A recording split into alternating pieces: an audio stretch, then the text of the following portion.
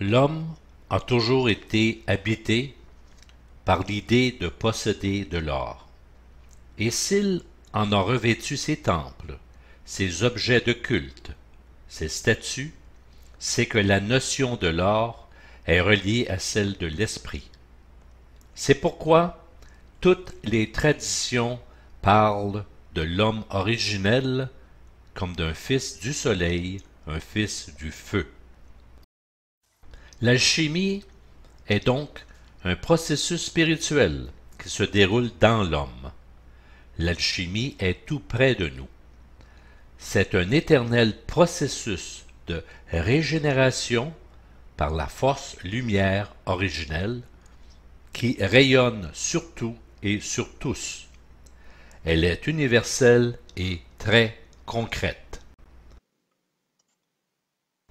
Voici les éléments et aspects nous permettant de mieux comprendre les méthodes et apprécier l'alchimie comme étant la science de la transformation intérieure de l'homme né de la nature.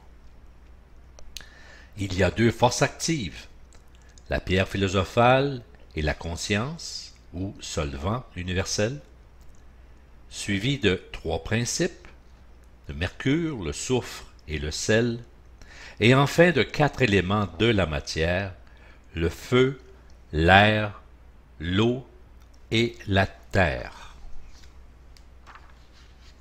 Du Moyen Âge jusqu'au XVIIIe siècle, les symboles alchimiques constituèrent une langue secrète, utilisée pour diffuser les doctrines ésotériques. Les chercheurs d'esprit, en se livrant à des expériences alchimiques dans le domaine des minéraux et des métaux, en arrivaient à trouver plusieurs analogies avec les processus spirituels se déroulant dans les sphères de l'âme. Tous ces éléments de l'alchimie peuvent être représentés aussi par d'autres symboles ou expressions. Par exemple, dans la transformation des métaux et la représentation des planètes. Alors les deux forces actives seraient l'or et le soleil, l'argent et la lune. Les trois principes, le mercure et la planète Mercure, le cuivre et Vénus, le fer et Mars. Et enfin, quatre éléments de la matière, l'étain et Jupiter, le plomb Saturne, Terre, la planète Terre, et enfin les impuretés de la Terre ou Terre inerte. L'alchimie est donc une science intérieure ou un art royal. L'homme doit retrouver ces mêmes éléments dans son laboratoire intérieur humain. Un tel développement s'appuie sur la transformation du sang, du système nerveux, du fluide hormonal, du feu du serpent et de la conscience qui constituent les 5 éléments de l'âme naturelle. En eux loge notre passé et notre karma. L'enseignement universel et celui de la Rose-Croix d'Or moderne nous enseignent que l'atome étincelle d'esprit, centre véritable de l'être humain, peut se relier à la conscience humaine afin de développer la conscience spirituelle. Ces deux aspects ou forces actives transforment le triangle ou principe de la conscience de l'être humain, soit la vie mentale, la vie émotionnelle et le désir ou volonté. Ensuite, se réalise la transformation de nos 4 véhicules ou éléments de la matière, qui sont le corps mental, le corps astral, le corps éthérique et enfin le corps physique. Quel est le procédé de mutation de tous ces éléments en nous? Le processus alchimique se réalise en 4 étapes, représentées soit par des noms du processus alchimique lui-même ou par des références dites traditionnelles, telles que présentées dans le tableau suivant. Ces étapes se lisent de gauche à droite. Alors on retrouve nigredo, albedo, citrinitas, rubedo, corbeau, cygne, pan et phénix, lepta, Ramsès, Osiris et Horus, et enfin Hérode, Jean-Baptiste, Jésus et Christ.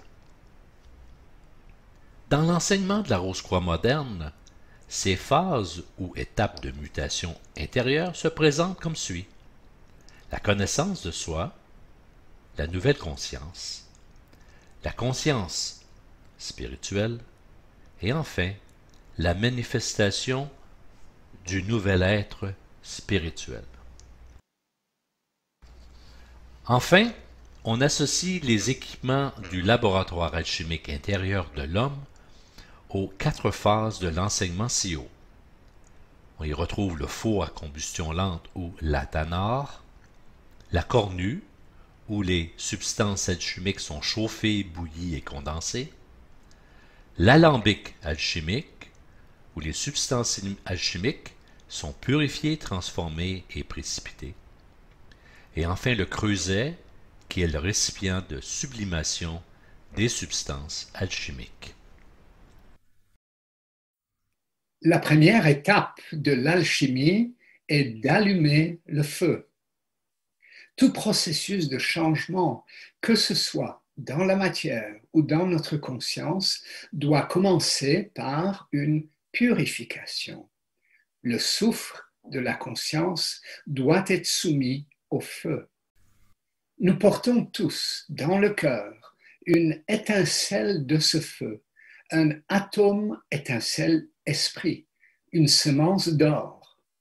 C'est pourquoi le chercheur, en qui la rose de l'âme soupire après la délivrance, ne désire plus rien acquérir pour lui-même.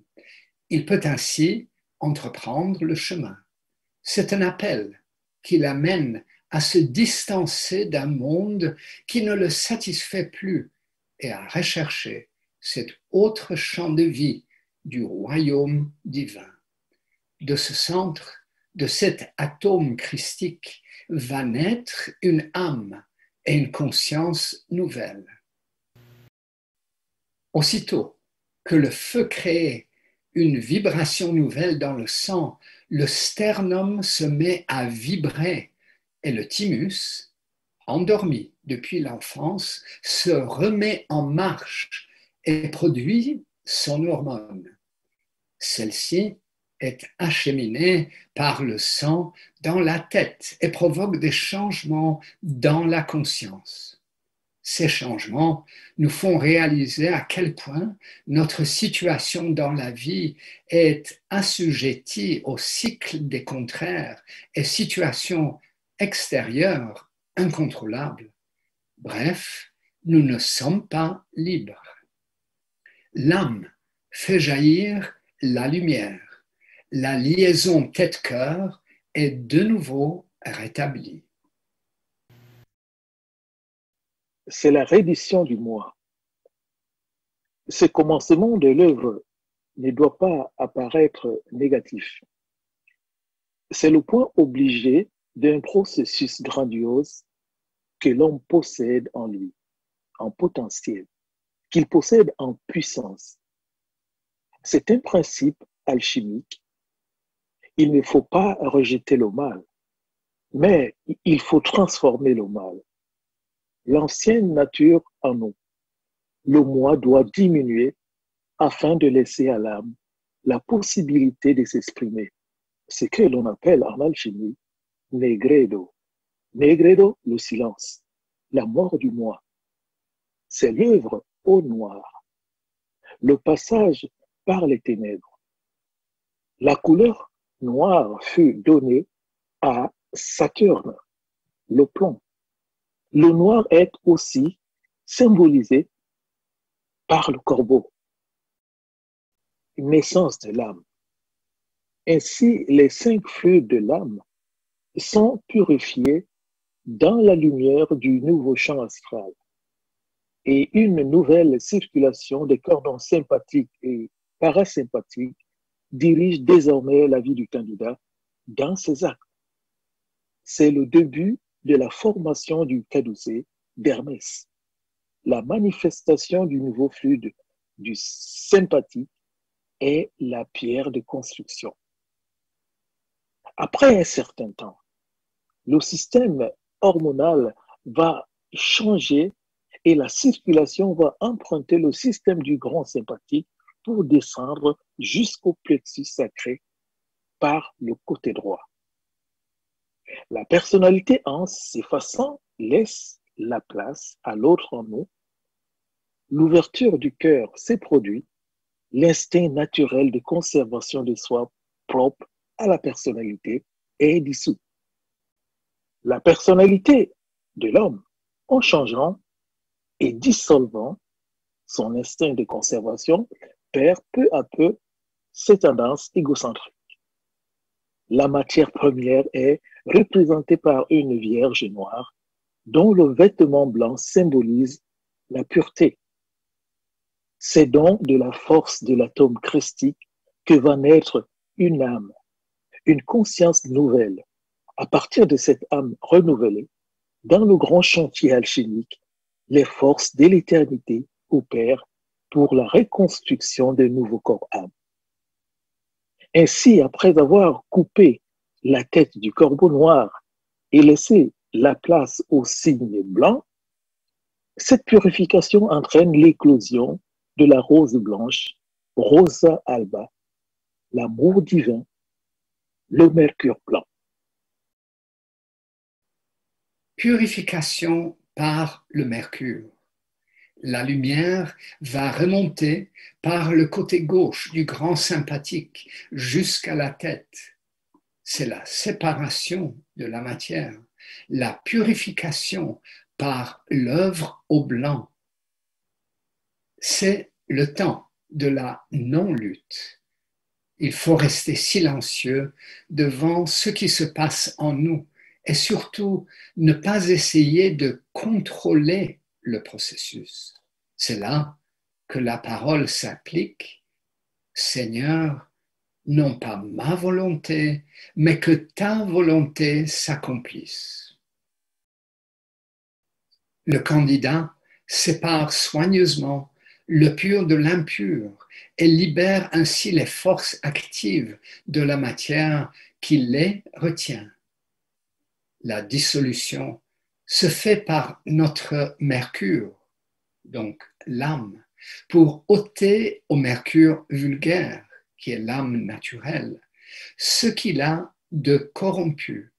Et si on pouvait lui donner une vertu spirituelle et innée, les ténèbres étant dissipées, on verrait sortir ce mercure tout brillant de lumière.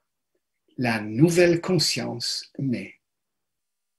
Cette phase est longue et demande patience et persévérance.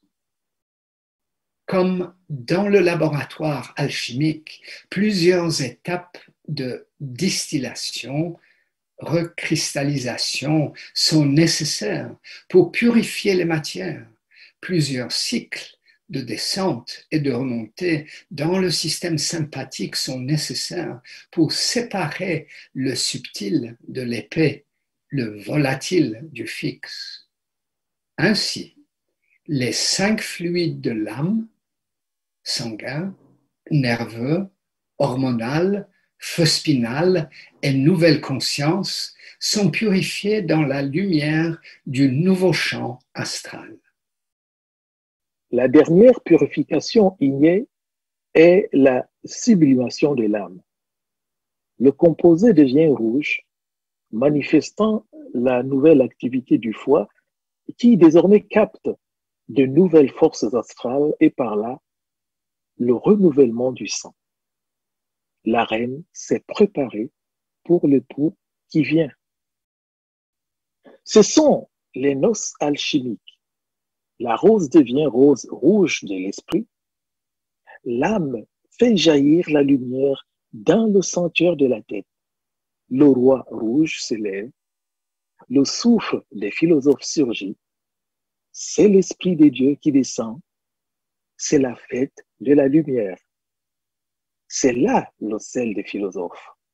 Le roi couronné de gloire qui prend naissance dans le feu et doit se réjouir dans le mariage afin, dit Hermès, que les choses occultes deviennent manifestes.